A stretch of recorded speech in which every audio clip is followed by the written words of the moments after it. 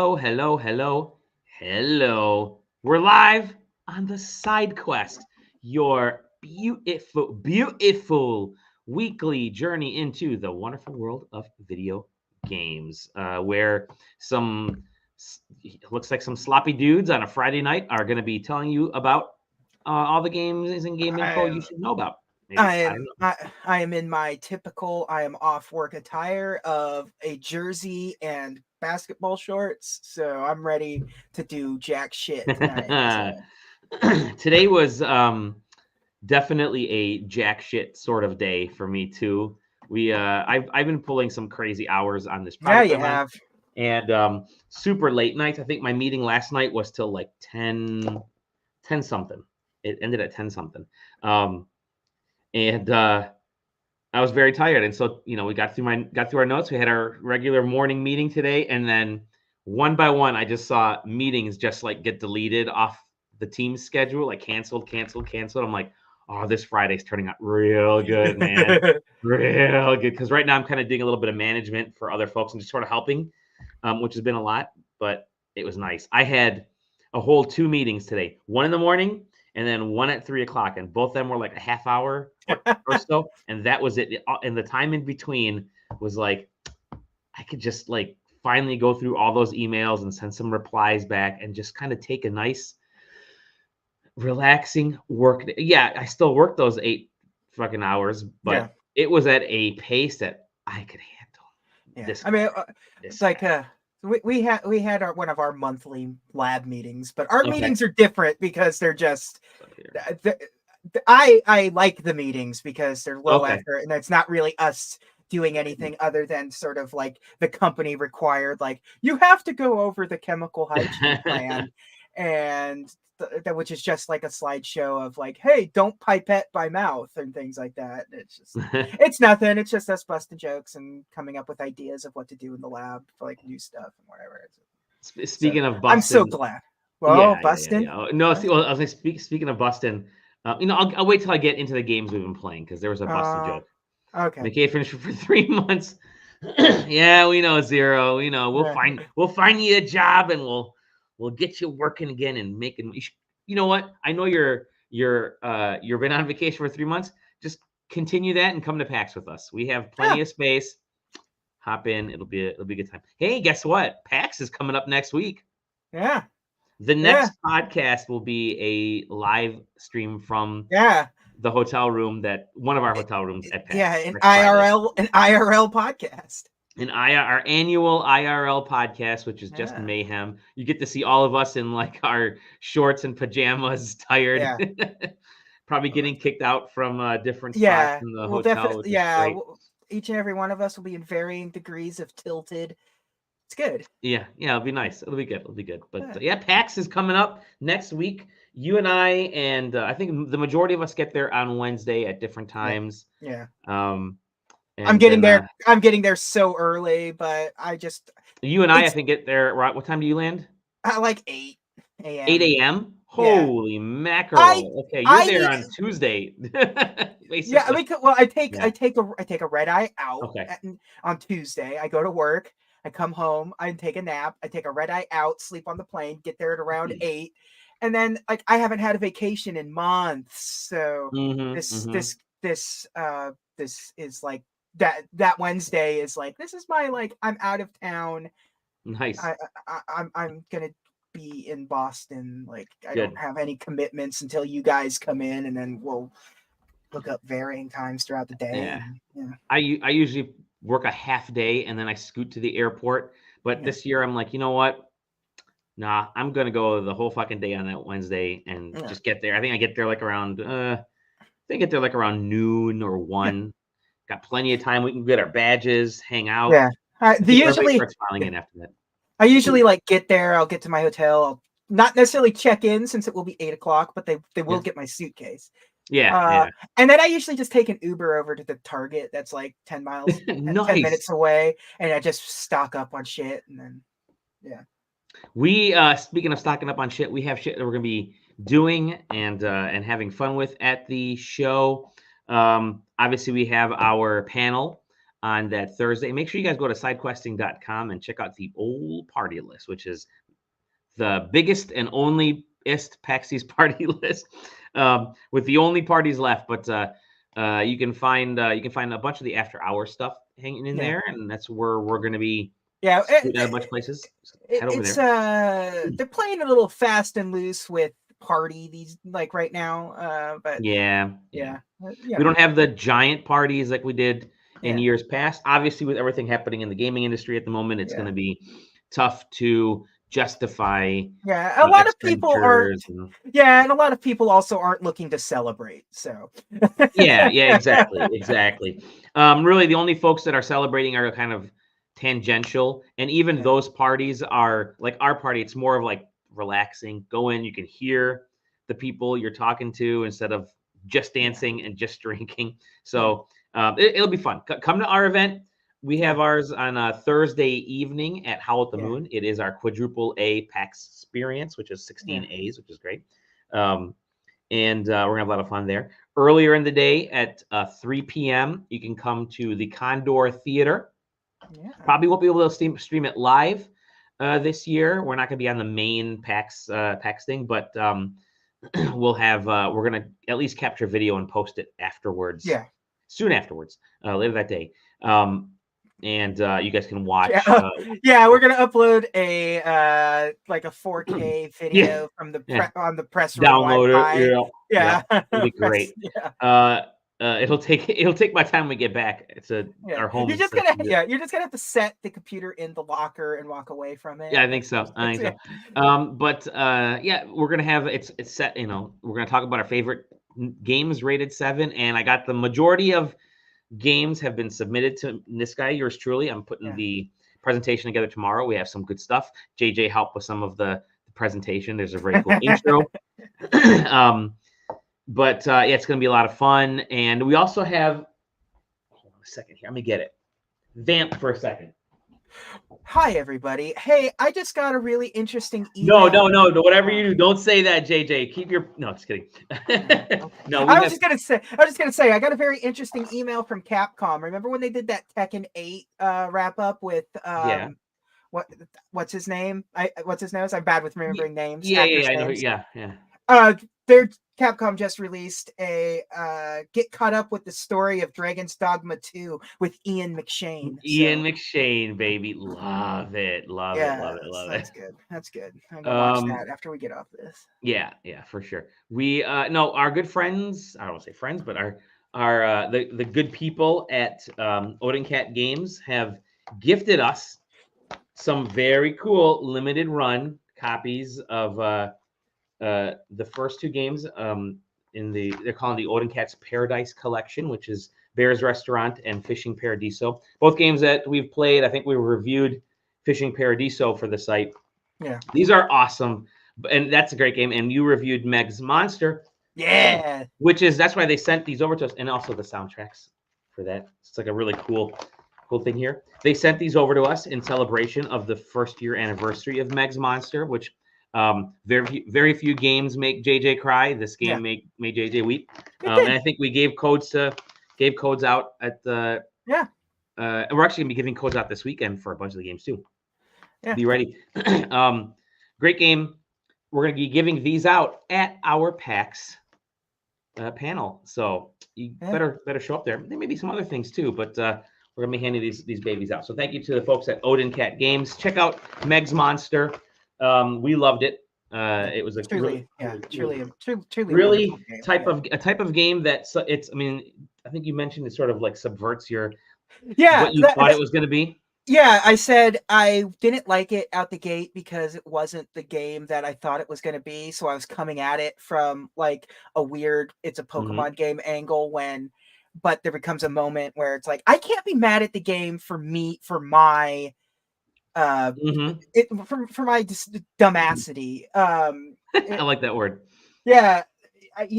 So like there becomes a point where it's like, oh, I just misinterpreted what this game is entirely. And it's like, if you go into it knowing that it's not like a RPG kind of game, then I think your experience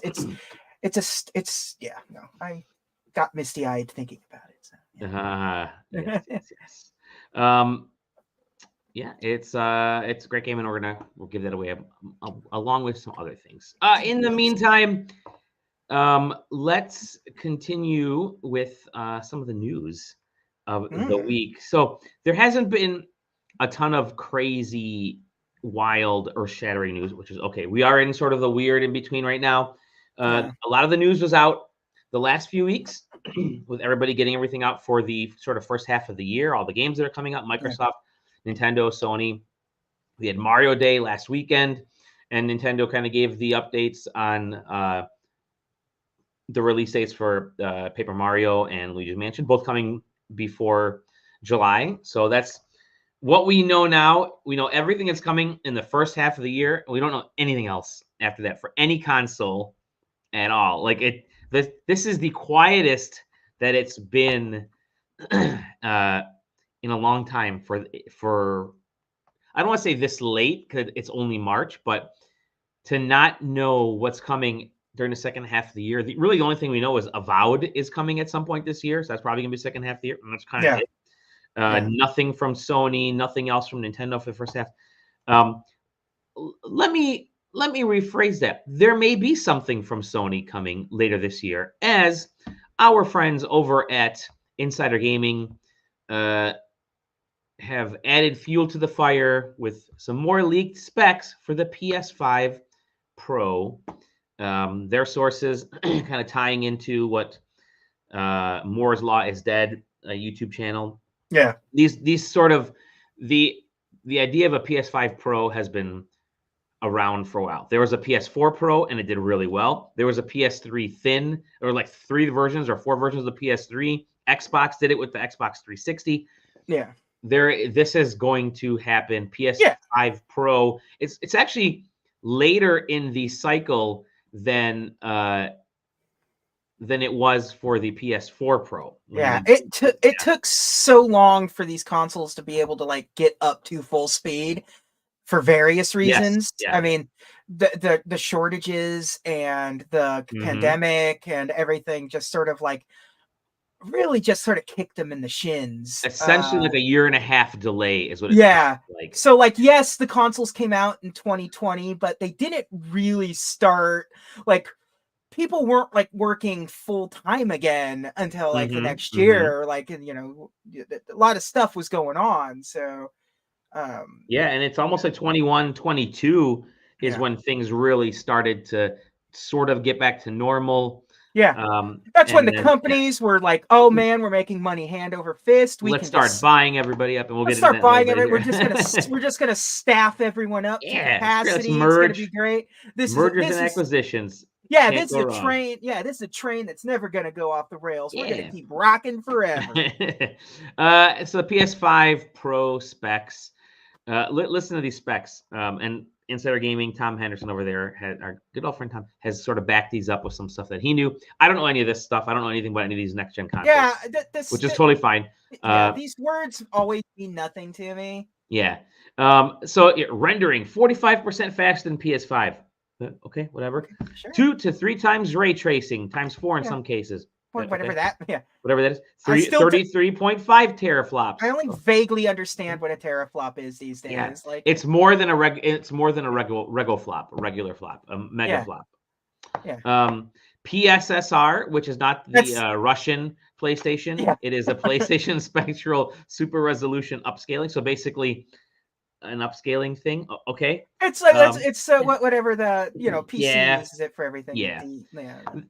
This is the interesting one. So support for resolutions up to 8K is planned for future SDK. Basically, it's like, hey, we're going to have 8K potentially down the line. Yeah. Custom machine learning architecture and an AI accelerator supporting 300 tops, whatever that is, of 8-bit computation. 60.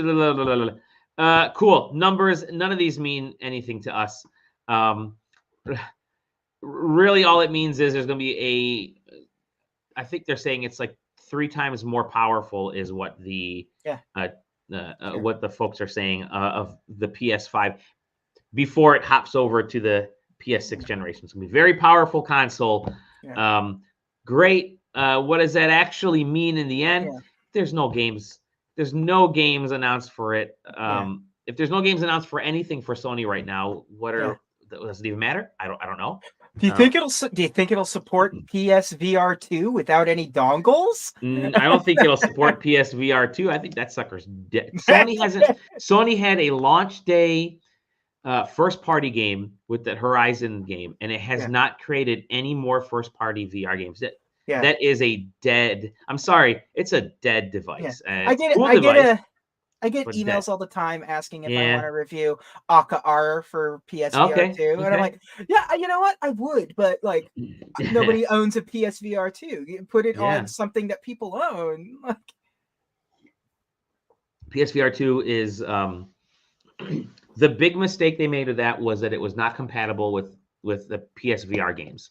Yeah. If you could have gotten that backward compatibility to work, whether it was through some wrapper or whatever, or an emulation, somehow PS5 upgrade. Yeah. You pay. I would have, paid $1 for. I'll pay $1 to upgrade all my games that I want to play. At least I got those games going. Yeah. And whatever. The thing is, like, with the exception of like a couple of things, all of the third-party games that were PSVR exclusives are on Quest now. Like that Iron Man game was a big game for Sony. Yeah, they packed it. You can get it on the Quest now. The only thing you can't get is the Astrobot game, and that's been lost to time. The origins of Astrobot. But game whips ass.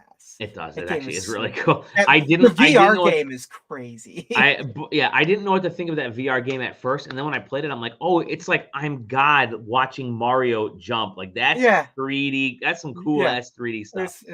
And they have not been able to do anything with it. And they had the cool Batman game. Remember Batman? That was kind of fun. Hey, that's on Steam. You can get. Oh, is it really? Yeah, you can get that on any VR headset now. Yeah, nice. Yeah, that was a good ass game. I think that was a good ass game. Yeah, but it was only also like 2 or 3 good VR games. And that was only like an hour and a half. Like it's like a movie. You know what? That's fine. I kind of dig that for VR experiences. Give me a good hour and a half, 2 hour long game. That's all I want.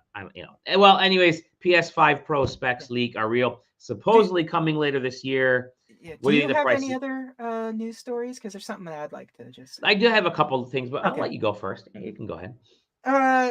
They announced the 2024 finalists for the World Video Game Hall of Fame today. Oh yeah. Actually, it's a great. I was gonna grab that. So I'm just gonna go down like who the nominees are this year, and just give your opinions on them, thoughts on the games, if you've played it or not. So obviously one of them, Asteroids, is nominated this year. I mean, everyone's played Asteroids. That's the thing.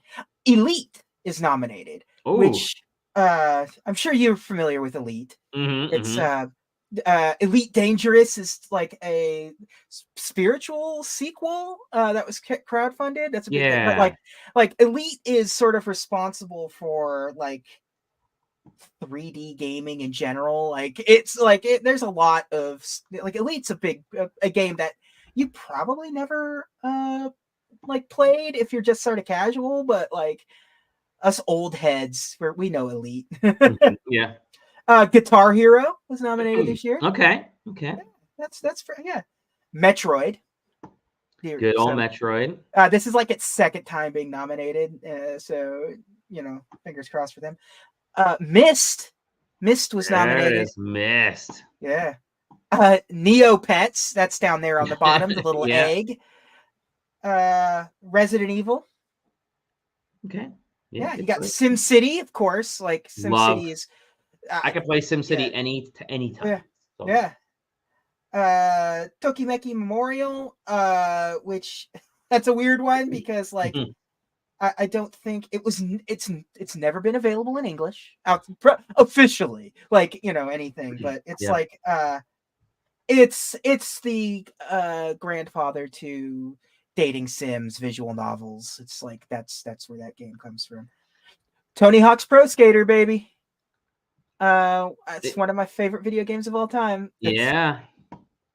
Ultima's great. The first one? Yeah. Yeah. The original. Yeah. And you don't know Jack. Yes. It's interesting is PC. A lot of these are Yeah. PC first games. There's a couple. You know, Yeah. you have Resident Evil, Tony Hawk, and Guitar Hero and Metroid. Yeah.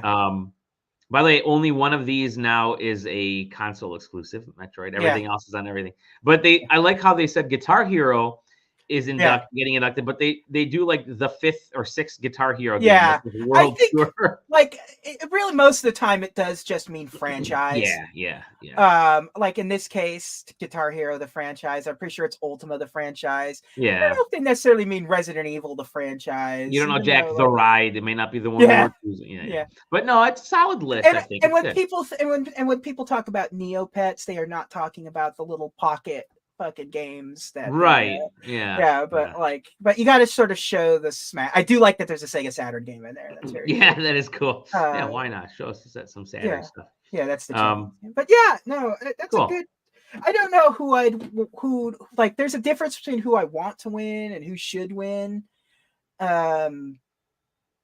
Like if you think about it, like how many get chosen to actually get in? Or are these just the nominees, right? These are just the nominees. I don't know how many they actually choose. I never really recognizes games. There's no shortage. Asteroids. 3 games that receive the most public. The player's choice ballot to be counted with other ballots submitted by members. Top vote getters will be inducted. So I don't know. 3, 4, 5. Sounds like 3. So like I don't know which. Like for me, SimCity, and Ultima, like those three sort of like created like I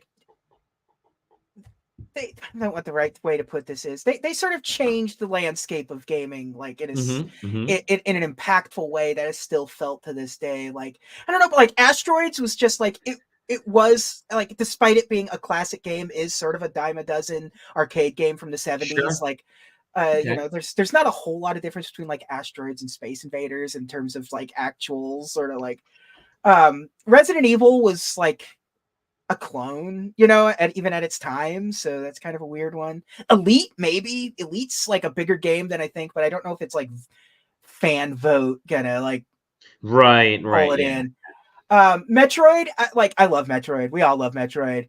I don't know, like in terms of like the impact it's had on the industry in any sort of like Hall of Fame worthy kind of way, other than just still being around and never really pumping out and being an alien ripoff. I mean, that's and I mean it's like it's never pumped out like Nintendo has never pumped out a bad Metroid game. Like Decline.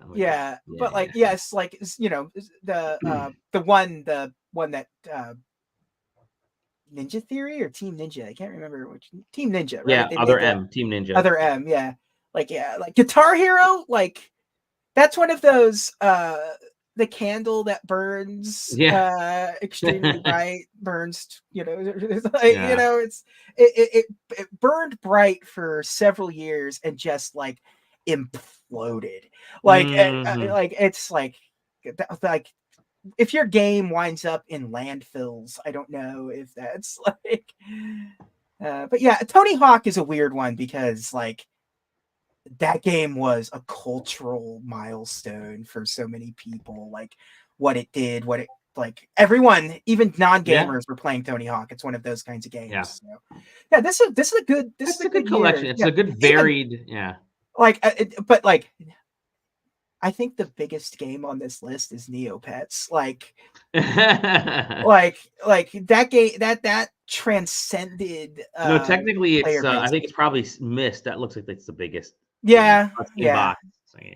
No, I think it's a really solid list, solid collection of games here. But SimCity, man. You have to get SimCity in there because that was that kind of game has been a mainstay of I mean mobile games. Like they're everything in mobile, Cookie Run, anything that where you're building a town for your characters. Fire Emblem has SimCity-ish elements. Like so much. Like Nintendo made a SimCity game. It's like they're just, and it like spun off The Sims, which for a time was like the biggest gaming franchise on the planet. Like, man, what the fuck did EA do? Like they own they one of destroyed. They lost it. Yeah. yeah, they own the Ugh, Sim City franchise. Like they've owned Maxis, and Max. they just let it. Like, how do you let this franchise just become an also ran in the Yeah. industry? It's so fucking infuriating. It's That they so did easy to this. have to do stuff Yeah, with SimCity. That's right. We'll wait for the eventual SimCity movie, and then I'm sure yeah, that'll be Um, uh, those are great old games. Some of them have never left. Some of them need to come back. One game that is coming back, Multiverses. It's returning in May. This time on Unreal Engine. Unreal Engine 5. Yeah, And adding a new PvE mode, yeah, which is important because, yeah. frankly, there were times when I'd play Multiverses and there was like nobody on, that people fell off that game very quickly, which is bad because you want to have something that keeps people coming back to a game, and having a PvE mode, I think, is great. Nick Brawl 2 is a perfectly corpulent fighting game. Cromulent. Cromulent. Damn it. Is corpulent a word? Corpulent. Corpulence is a real word. You It's gotta a use real. fake words. It's a perfectly flying tagger. I don't know. Yeah, What word did I make up? Congrumious. yeah, Congrumious. It's a congrumious game. No. Nick Brawl 2 is fantastic. It's made yeah, by hardcore fans of yeah, the genre, and that game plays great. They're still to yeah, this day supporting Nick Brawl 2. Sadly, yeah, the bad part about Nick Brawl 2 is you're not going to have Nickelodeon support like in any major yeah, way because it's Nickelodeon. But that is a fantastic game with an awesome single player experience. I love the single player experience. This was missing a single player experience. I yeah. got very bored very quickly just being forced to play multiplayer. Um, and I felt like, okay, I'm literally just grinding to open up stuff from. Okay, cool. I'm grinding for Arya. Yeah. Right, maybe that's the title of our grinding for Arya. But and that wasn't fun. Yeah. Uh, so I don't know. It's I also I never had fun playing it at yeah. all. Yeah, Like well, I there mean, now wasn't. hopefully, yeah, and like I said, I'm hopeful that this year plus off that they've had, Yeah. maybe longer, is Yeah. will do good for the game. But Yeah. At the end of the day, I just kind of don't give a shit about their roster.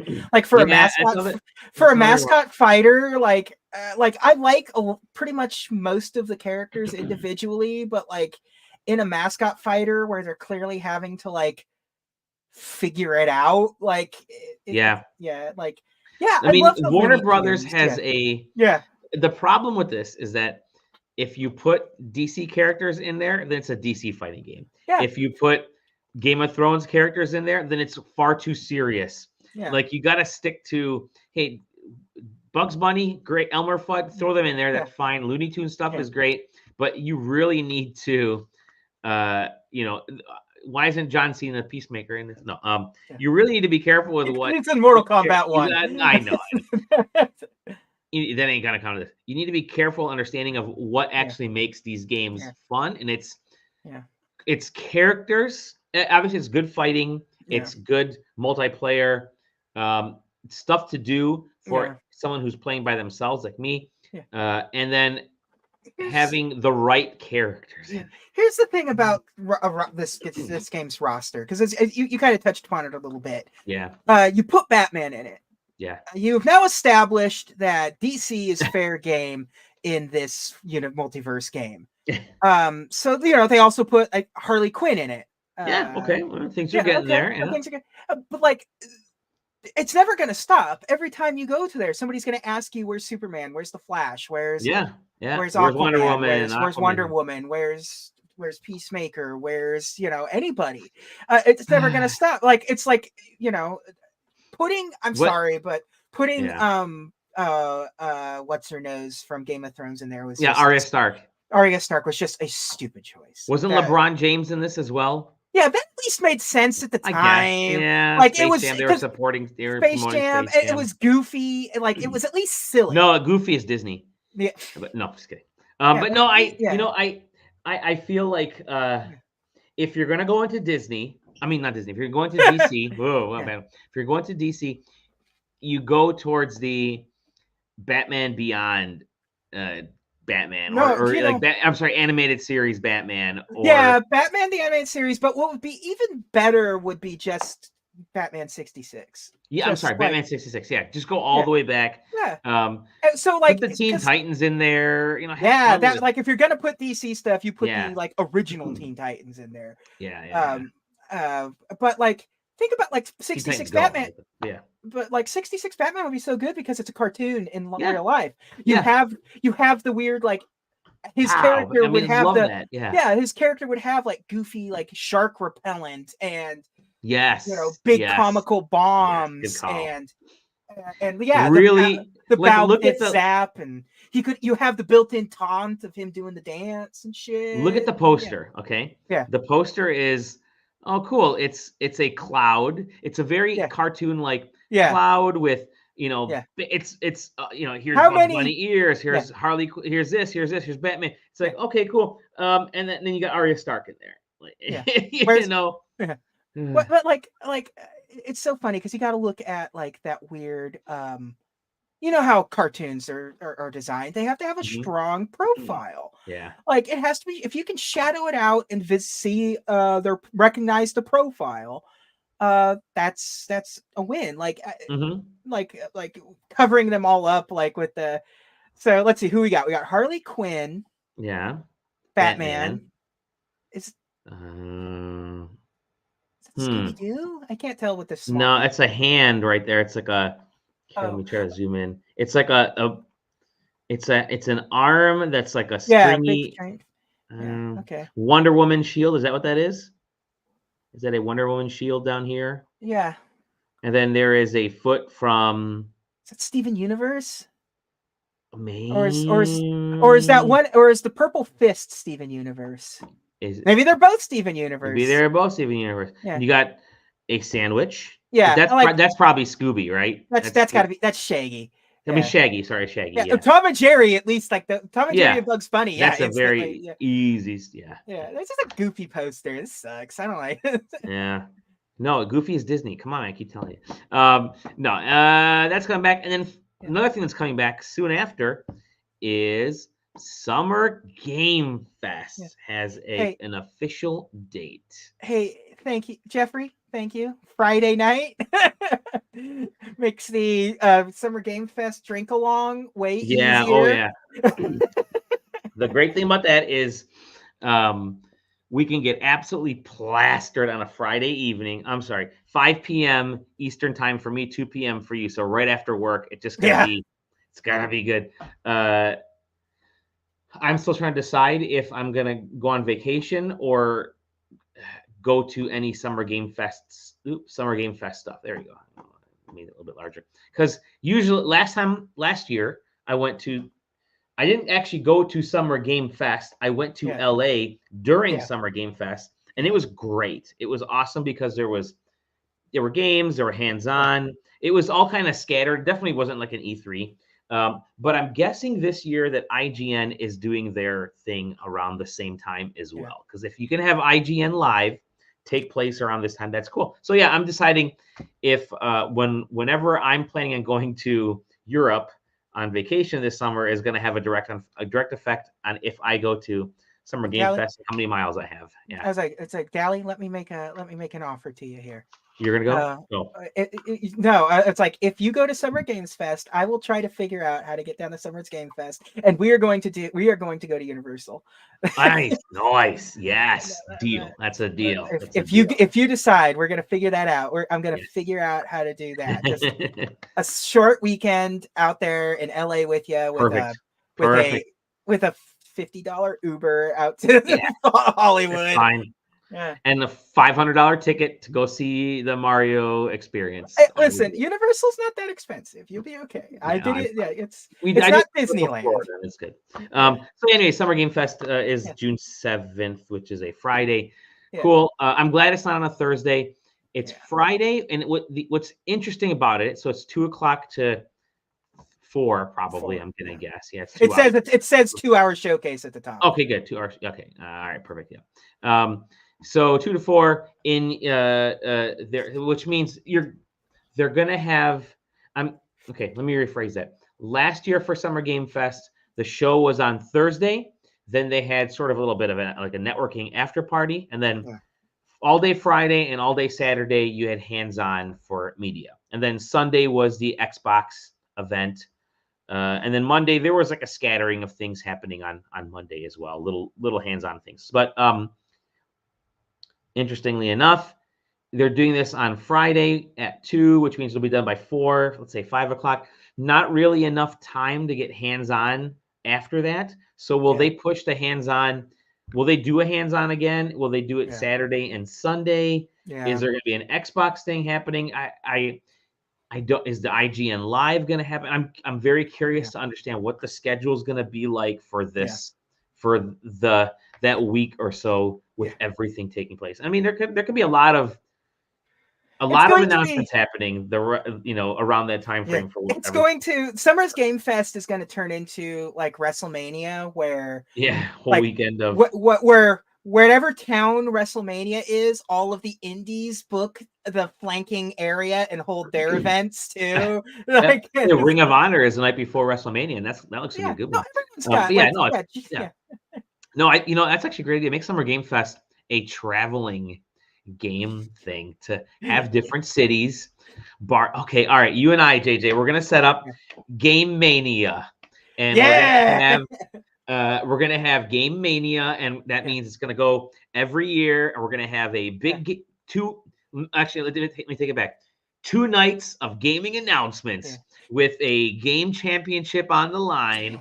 And then but only when the winner of the Games Rumble gets Game Rumble, yeah. I love it. If you win 2 off the top rope, if you win, you don't have to pay the fees. we can have like the CEOs of all the different studios just rumble it, just one by one. The new owner of TikTok, Bobby Kotick, takes the Reggie is the special guest enforcer. Love it. That'd be awesome. Not referee. That's it for the gaming news. Let's talk a little bit about what we've been playing. And you and I both have been playing a couple games. I'm not playing a game for review. I'm playing it because I freaking love it. You have been playing a game for review. That is a part of a series that you love. So let's go with yours first, maybe. Sure, why not? JJ, what game are you playing? It is LlamaSoft, the Jeff Minter story. It is the second game in the Digital Eclipse was it Gold series? What is Gold Master series. Gold Master series. It's the last year they put out the Karateka compilation, and the year before that they did the Atari 50 set. These all follow the same sort of iconic like timeline thing. Like it has a unified style, and clearly they're not going to change any of this. So the thing I liked about the Karateka one in particular was that it really got into the like making of the games. Like Mechner kept a lot of everything. Like there's so many like ephemera and videos and old photos and journal entries, and because he kept so the best games are the games where the creator is vaguely eccentric and like wants to keep track of everything they've done, and boy is that Minter, like Minter is one of the probably most unique game developers of all time. He's still out there making games to this day, and there's kind of nobody like stopping him. Like there's nobody watching over him. It's not like he works for a big studio. He's just this like independent guy who just wants to make games that he wants to play. He's like one part hippie, one part like eccentric coder man. It's like at one part like rocker. It's he's so cool. Like I'd like to hang out with Minter and play some old arcade games with him.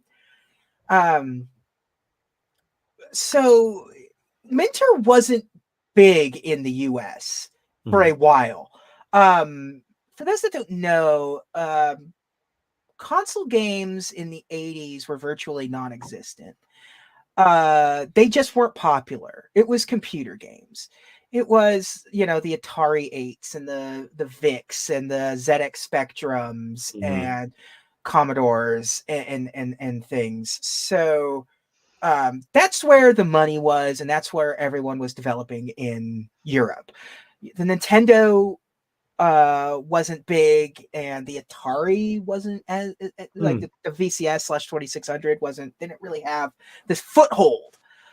So everything on this collection until you get to the very end is an old 80s, early 90s PC game. And Minter started in a time where I think the first game is like 82 or something on this collection. Can't remember exactly, but it's in that time. It's pre-Nintendo, but post-Atari kind of thing. But the home computer is becoming more and more readily available. And basically, he started at a time where you want to be either the first to market or best to market about creating a home version of a popular arcade game. So like a lot of his early stuff is just like, oh, this is just Centipede. This is just Defender. This is just that, but it's a home version with a twist. And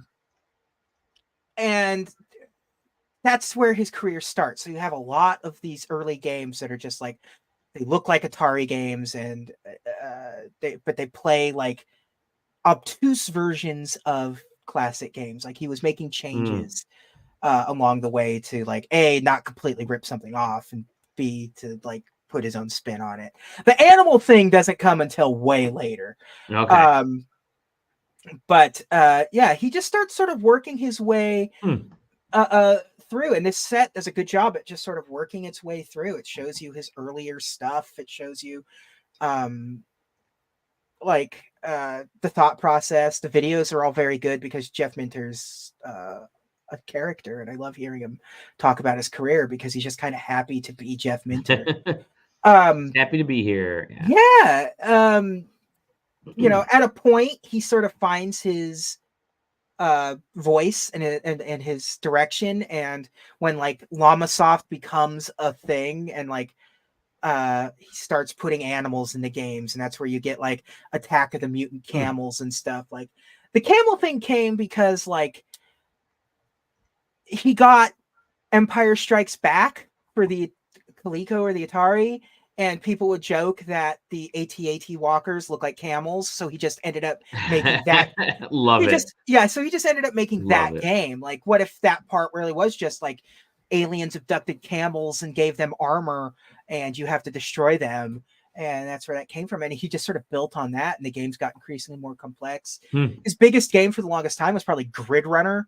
Which is just a phenomenal game. And they have a remake of that in this in the collection, modern day version of Grid Runner, and it's cool to see different versions of Grid Runner throughout the years. And they've got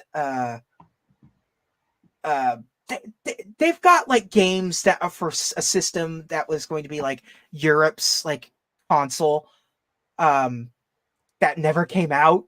Like that game, the system never came out, but Jeff Minter made a version of Grid Runner for it, or the Camel game, like Mutant Camels for it.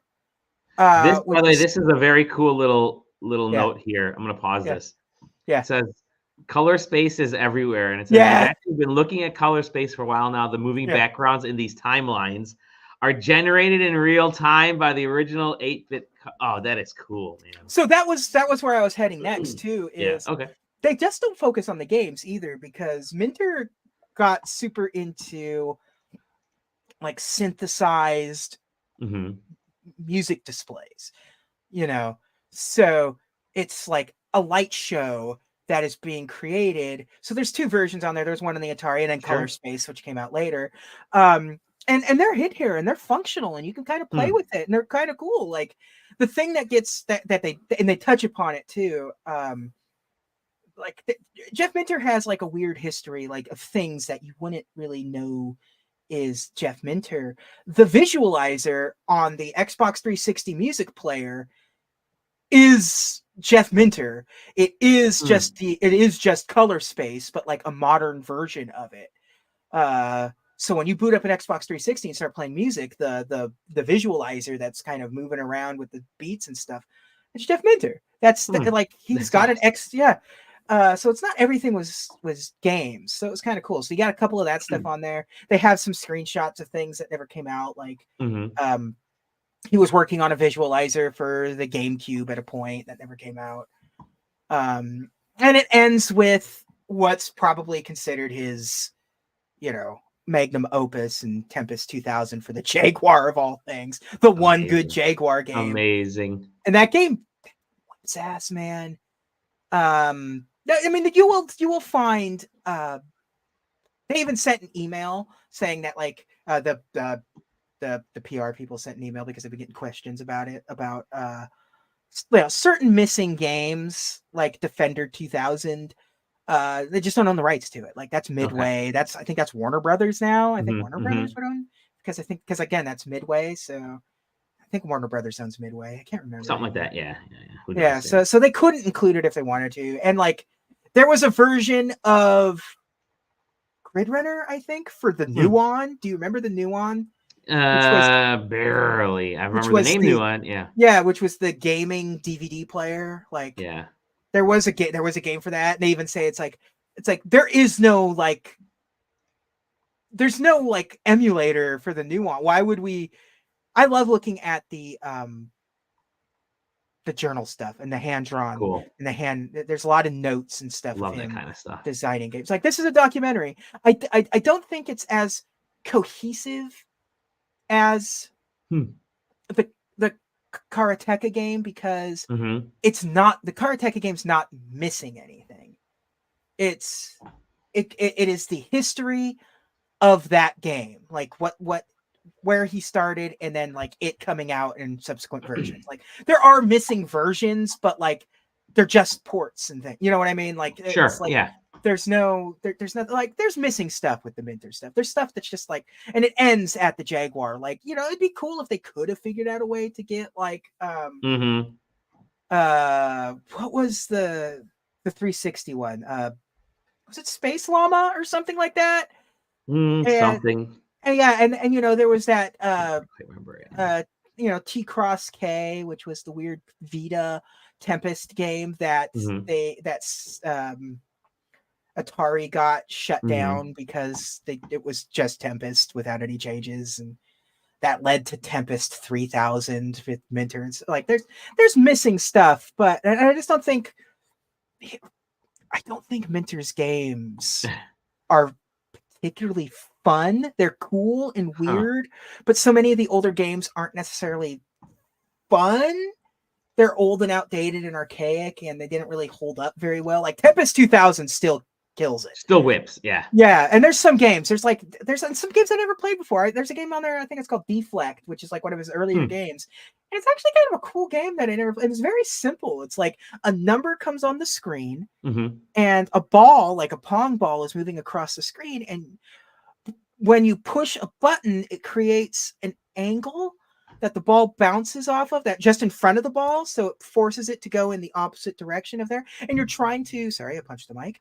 You're trying to angle the ball to collect the numbers. So you're putting all these paddles all over the screen, but they don't go away either. So it's going to keep following this pattern. So you're going to have to keep trying to angle these paddles to get the next ball. And you're having to create, it's a clever game for something that was, created on like a Vic, for like a guy in his thing. It's nice to see like his family was all in on it. That's cool. That's cool. It's fun. It's like the documentary part of it is what sells it, and it's just like it's fun to see somebody who's such a creative genius in terms of like, how do I make this game uniquely Jeff Minter, and he nails it every time.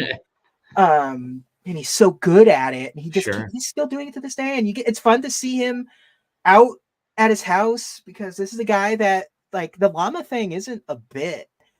he's got several sheep, several llamas. He just lives God on. love him. Yeah, he just lives kind of like not necessarily isolated, but like not like he's not in the middle of a city. He's just in a farm Mm. with some arcade games in his garage and a computer that he's developing on, and he just keeps making like I'm gonna make a VR temp grid runner. Let's go, and then he does, and it's like I love that aspect. yeah, These collections, yeah, the Atari 50.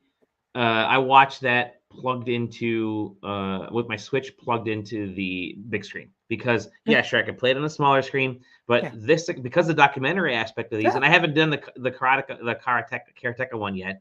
That's yeah, on my to buy list, but yeah. they're great to have on a big screen because they're interactive documentaries. They're It's so good. legitimate documentaries Yeah, with legitimate all the Mm. paperwork is like readable and usable. Cool. Like so it's like it's just like all three of them are just like, and they price them accordingly. They price them like a movie, Sure. which is the right way to go about it. At least these two, the Gold Master series. The Atari one was a little more expensive, but that was different. There's different stuff. That's cool. So But you've been playing this. You played this on Steam? Steam, yeah, Steam.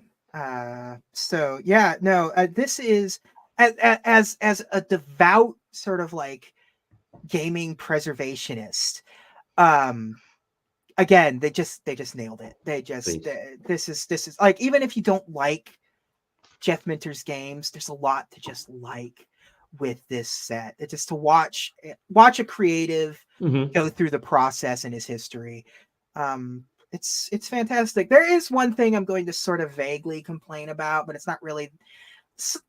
We've had two of these, and both of them have sort of advertised other feature-length things that are like the Mechner, the Karateka one sort of teased his graphic novel that he was making that was like about his journal and stuff, and this one teases a movie that's being made. Stay tuned. Like a documentary with Minter and stuff. Like it's like it feels like it feels weird, but it doesn't take over the thing. It's always like the last thing that they talk about. Like at the end, it's like, and the future is just as bright. And also, here's the guy that made.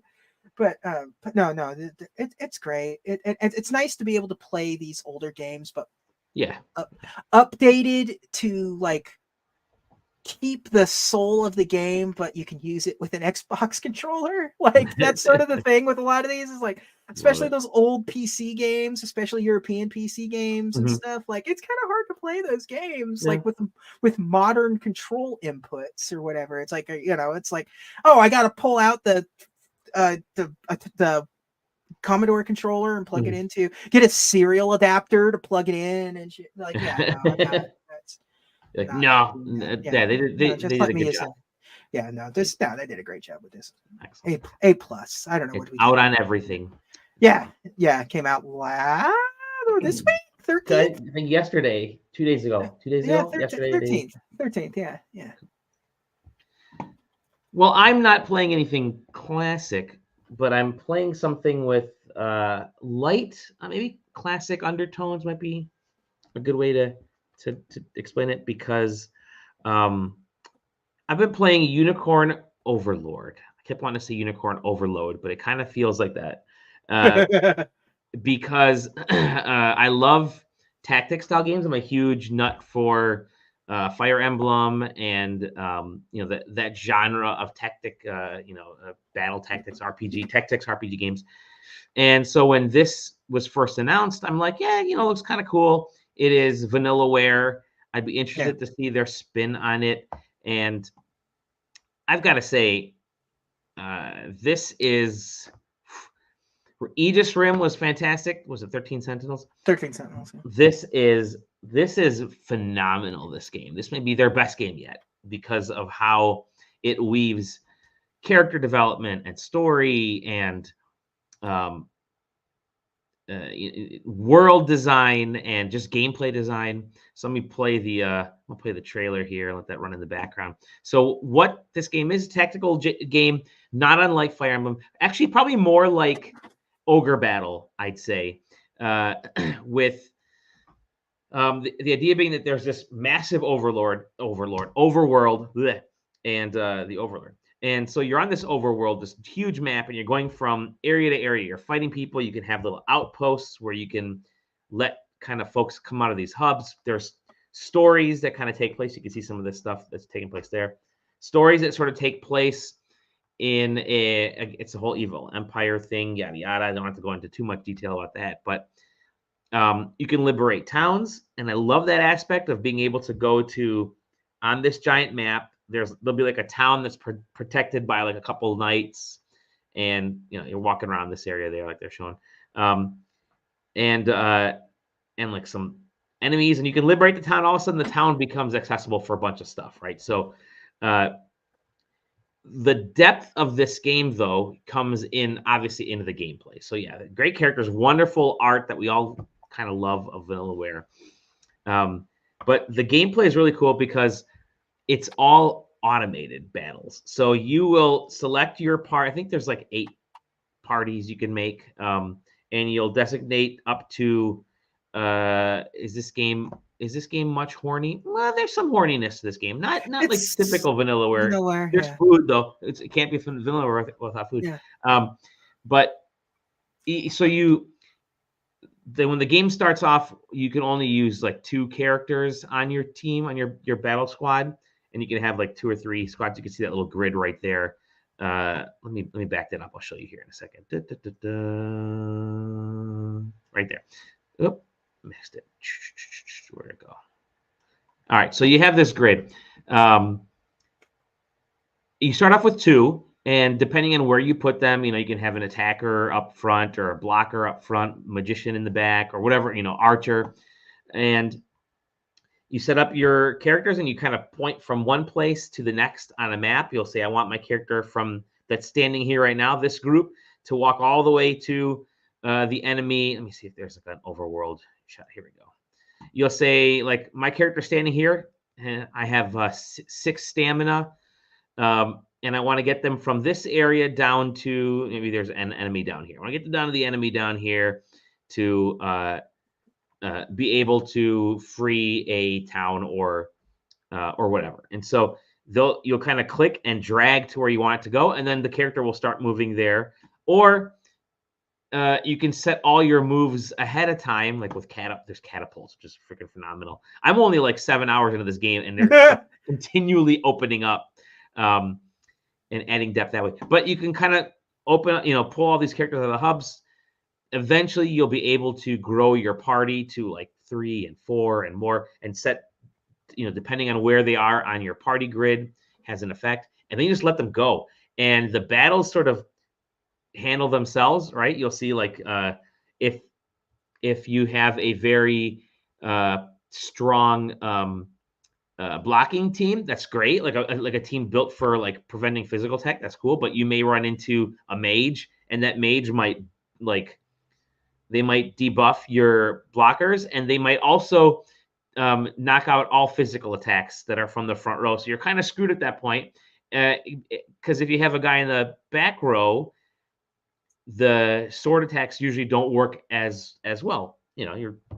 It's kind of typical tactical stuff. So you might want to have an archer in the back, but that means you got to figure out a way to, sort of, there is a lot of tactics involved in this. I don't want to give away too much, but it's all in how you develop your teams, and you just kind of send your little birdies out. And it's so cool from that aspect. And it has very much, you can see the character design here, very much the Fire Emblem anime character designs. But it's so fluid. It's got just phenomenal artwork. You can set up these little barracks. It's just great. It's just such a joyful, such a wonderful experience, an incredibly well-crafted tactics game that makes me fall in love with the genre almost all over again, because I've been playing Fire Emblem. I've been playing other types of games. I think what was the Triangle Strategy. Triangle Strategy. I played was it Ogre Tactics Ogre remake. Yeah. Played those games. They're great, but this actually, in the way that this game functions, manages to go those next steps in these kinds of tactics games. And I think it's so well done. And you can just keep building up your parties and keep collecting characters as you go along. You see some of the great designs there. It's got the depth of Vanillaware character interaction with how they weave their stories, like the Aegis Rim style stories with their art, but then you throw in the Fire Emblem level and the ogre battle. Some of the like enemies will come out of nowhere sometimes as your character is walking from part to part. I like the map system. I played the demo, and I like the overworld, the way it works, the way your movement works, the way enemy patterns work and stuff. It's less rigid than your typical like Final Fantasy Tactics or Tactics Ogre or there's so many characters. It says recruit over 60 unique characters. It's like there's like Suikoden levels of characters in this because there's so many. Like everything that's in a Fire Emblem game, like double it character-wise. It's insanity, but it's so well done because there's depth in adjusting. Here is there I think it showed it here a second ago. Yeah, there you go. You can edit so many aspects of your emblem here. This is like your banner. So you can, as you open up, go different areas into the world and start opening things up, you can adjust your coat of arms. You can adjust the color. You can adjust the crown on top or the figures on the sides. And they feel superficial, but there's actual like weight given to some of this stuff. And it's so cool from that aspect because how you develop your rebellion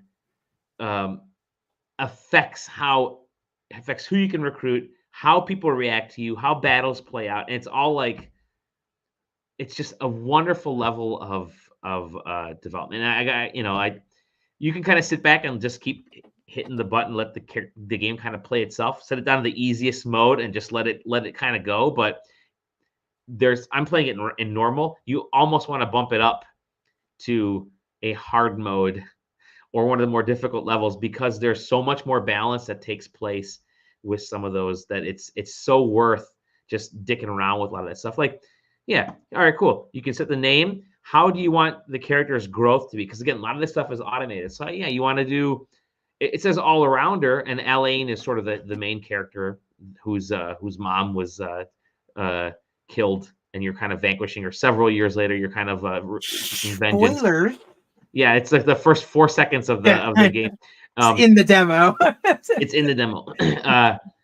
And so, but you can also set it's like, hey, you know what? I want my growth to be more offense oriented. I want more magic, or I want more whatever. And it's like you can select all those. I do love the fact that you can change all the colors too, which is something you don't really have in like Fire Emblem games and some other tactic games. Like you could definitely get it done here, and it's only because they did the art so well. Tons of cool customization features and like just the level of details. Yeah, of course, you can develop yourself just like a Fire Emblem game, and you can go from a knight to a dude on a horse, and you're stronger and more powerful. But then there's also other limitations, so you got to know where to scale, and it's so great. I absolutely love it. It's the kind of game that's going to be, I think it's like a 40+ hour game, as these types typically are, but it's only 40 hours because there's so much. Yes, you can go and you can make food, you can buy food in your freeing towns.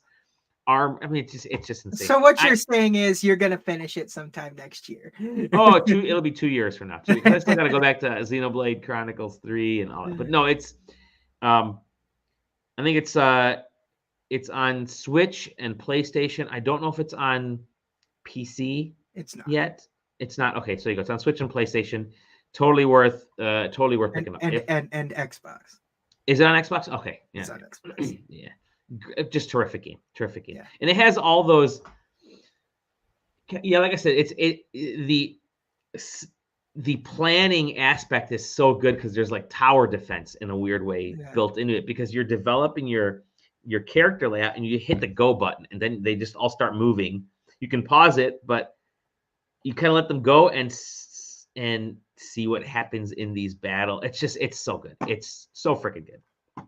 Yeah, I'm again, this is like 7 hours, 6, 7, 8 hours into the game, and I'm that enamored with it already, and it's that deep already, and I'm watching the trailer, and there's stuff in this trailer that even happened yet depth-wise. But yeah, that's enough talking about this game. Go play it. It's so good if you have access to it. So, you know what? While we're here, let's advertise a friend's game. Number the MMO. Oh yeah, hey, Number the MMO. That is Number.computer. Yeah, go to number.computer. Zach, totally unbiased. We are unbiased in this, but no, Zach obviously has been working with Official Electric. That's his sort of side gig over there. His side gig. And obviously Typecast was their big game last year. This year they had said to have fun. Let's do a number game and make the number go up or go down. They're calling it a number MMO. Yeah. And all you're literally doing is you're pressing plus or minus, but it's happening at the same time as everybody else. So it's like a live number thing. I'm on team negative, so I try to get this number down as low as possible. Jay, are you on there pushing up? Yeah, I'm doing it. We're fine. You can do it on your phone. It's great. It's like a simple idea. You got me. I can't. Yeah. You mouse and keyboard supreme again. But yeah, go check it out. Number.computer. I'm just gonna. It's just silly fun. It's silly fun. Yeah. You know what I realized we could have talked about in the news that we kind of just completely forgot about? It was a week ago today where the announcement of Akira Toriyama's death. Oh yeah, let's close. We can close on that. Let's close with that. Just as like our own personal memorial for Akira Toriyama, the creator of Dragon Ball, Dr. Slump, and of course artwork for Dragon Quest, which is one of Dali's one of my all-time favorite series of all time, and Chrono Trigger, which is one of my all-time favorite games of all time too. Give me your Toriyama. Give me a Toriyama story from your standpoint. What did he mean to you? I'll give mine too. He's always just been there. Like it's just one of those things where I don't really think of him as it's like he's like, for me, like a Walt Disney that was around in my time. Like he was creating stuff that I've been watching or reading since I was a kid. Like I've always been into Dragon Ball. How could you not? Chrono Trigger. I was just Chrono Trigger and Dragon Quest. Those have always been around, and I don't know if those games are the same without Toriyama. No, they're not. His designs, I think I said it on Twitter, and I stand by it, that the slime is the slime story. Yeah, the slime story is cute, but I think that slime is every bit as iconic as like a Mario. In Japan, definitely. In Japan, it totally is.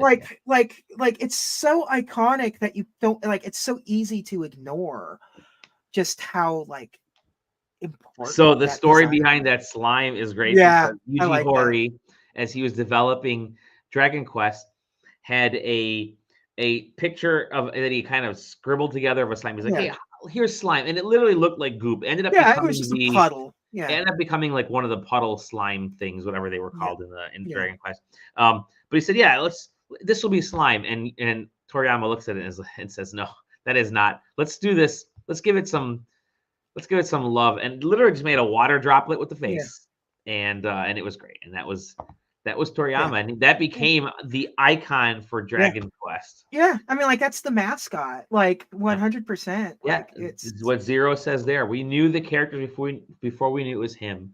Yeah, and then, There's so many things that you just kind of glance past with Toriyama, but say what you want. People for the longest time there was a lot of just sort of rolling your eyes at Dragon Ball, toxic masculinity at its finest. But I just don't think that's you need to actually watch Dragon Ball. There is some genuine emotional depth to some of these characters and some of the stories. It's easy to make fun of the show because it takes 7 episodes of them powering up before the fight happens or whatever. But every character is so well defined and has a character trait and stuff that you grew up with those characters. Yeah, they're great. And that Goku is on the cover of Reese's Puff cereal now. That's awesome. Inexplicably. I have no idea why. Wow. Gonna have to pick it up now. Yeah. Yeah. No, I was gonna say the modern pop culture wouldn't be where it is without No. Toriyama's work. In Yeah. movies, I mean, stuff in movies in like every comic book movie you see Yeah. right now is only popular because of Yeah. what effect Toriyama had Toriyama's on the nerds, because yeah. us geeks, because comic movies right now took paid a lot of homage to, and took a lot of themes Yeah. and image styles and development Yeah. directly from Toriyama's Yeah. work. I mean, His every Marvel yeah. film is built on Yeah, Toriyama stuff. his pacing is very uniquely Toriyama, and Mhm. everyone has stolen it, especially for over the top action Yeah, films action and stuff and Marvel, and it's like you go there and it's hard to yeah, ignore, like when you see certain things, like you'll have wrestlers go out there and they'll do like the fusion dance pose, or yeah. fucking Kenny Omega yeah, Kenny Omega and stuff, was and remember, heartbroken. Yeah, and the bar. If you remember, Cesaro and Sheamus had a tag team, and they used to always do the fusion dance on the ramp. yeah, Um, but also like Black Panther. yeah. Uh, Yep. Killmonger dresses Michael B. literally, Jordan dresses yeah, like yeah, Vegeta. Like his yeah. outfit his like fatigues outfit is what you put it side by side with Vegeta, and it's virtually identical. It's wild. Yeah, every they interviewed I remember last season they were interviewing the Detroit Lions. This is like, I mean, it goes into, they're interviewing the Detroit Lions as they're coming back from like a practice or back from a game in the locker room, and they're asking them like, "What's your favorite anime?" Like they're asking professional, and every athlete, every player is coming back, and they're talking about their favorite anime. There would be no love for anime in the US if it wasn't for Dragon Ball. Like that permeated every college sports and every that's so like I keep saying, like you watch any sport on TV, basketball, football, hockey, whatever. Yeah, it's because of there's no Toriyama. American traditional anime scene without Dragon Ball in this country. Like there would still be anime. Like I don't think that would stop stuff like Pokemon or whatever, but like overall there's no it made it serious. Like everything had to start to become cohesive. You had to actually like be earnest with like your subbing and dubbing and stuff with Dragon Ball. So and here's my Toriyama story is and I posted in the article, but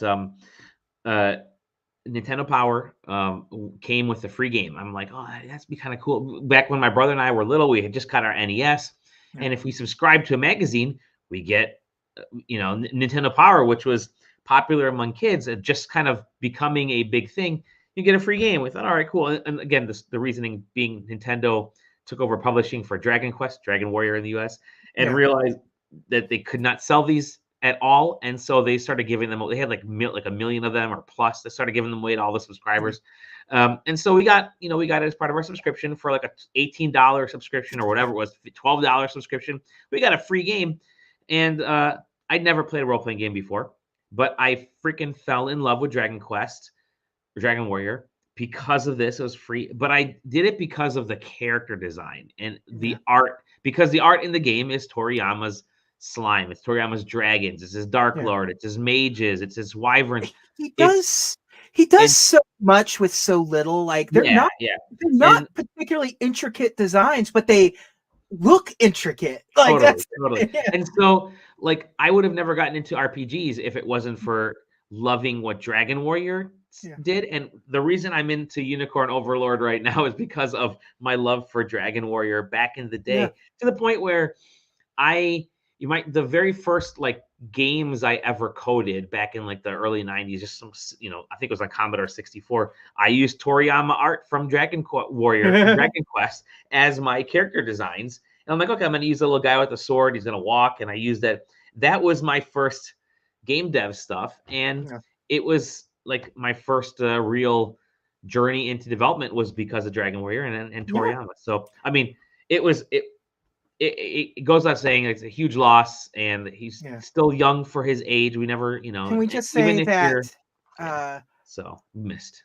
Like Goku's hair and Mickey Mouse's ears are Yeah, the same yeah. sort of profile iconography. Iconography, iconic. Yeah. There is no, you put Goku up there and you The black out it's you that black out a silhouette. Goku design. That silhouette is perfect. It is a It's that perfectly silhouette we designed talked about. silhouette. Yeah. There is no mistaking it. Yeah, we were talking about that earlier with the multiverses thing. Like there is no mistaking who that character is. Rest in peace, Toriyama, and Yeah.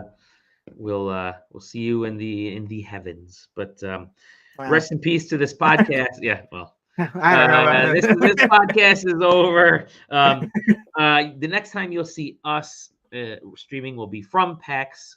Maybe you'll see us in person. That'd be a lot of fun. I would love to see more people. I know there's the panel's gonna be great. Remember, 3:00 on that Thursday, it's stuff. There we go. My mouse is frozen. Thank you, Zero. Thank you, other viewers. We had plenty. Surprisingly, I'll still be on West Coast time, so it's gonna be 10:00 for me. yeah, easy for you. But no, it'll be a good time, and it'll be a lot of fun. So find us there at PAX. Feel free to say hi to us. We'll be all around the show floor. In fact, I'm spending today and tomorrow getting all the rest of the PAX stuff done. I have a few more appointments that I got to set up, and I have to make our awards the next day or this weekend, basically. So design that, and we've got some fun stuff that's going to be happening next week. Yeah. Next week, maybe I'll pack the flight soon. We'll see. Oh no! We'll see. We'll see. Yeah, Ghostbusters premiere next week, so JJ is going to be Friday night at 7 at the Alamo Draft House. If you want to watch Ghostbusters with me, yeah. SideQuesting.com, SideQuesting TV on YouTube and Twitch. Hop in the Discord. That's where we hang out because it's the safest and best social network on the planet is the SideQuesting Discord. We're just a bunch of goofy friends, and we have a good time. We support each other and support you. And thank you for supporting us. And we'll see you on the next episode of Take It Away, JJ. The SideQuest. Bye. Yeah. See ya.